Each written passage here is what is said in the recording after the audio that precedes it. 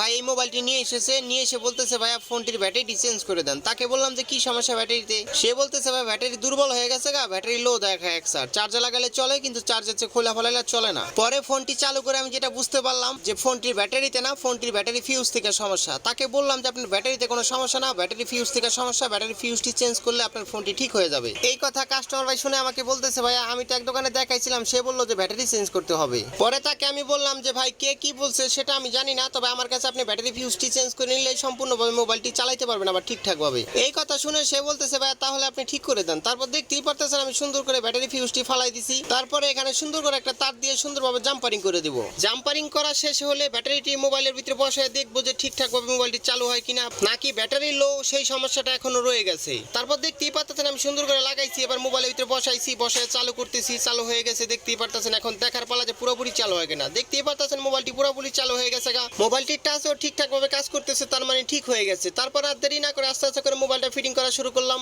তাই পরিশেষে একটা কথা বলি, এই ধরনের সমস্যা যে কোনো মোবাইলে হতে পারে, হওয়ার পরে টেস্ট করে দেখবেন যে মূলত কোন জায়গা থেকে সমস্যা। শুধু তো এই জায়গা থেকে সমস্যা হবে এরকম কিন্তু না, অন্য জায়গা থেকে হতে পারে।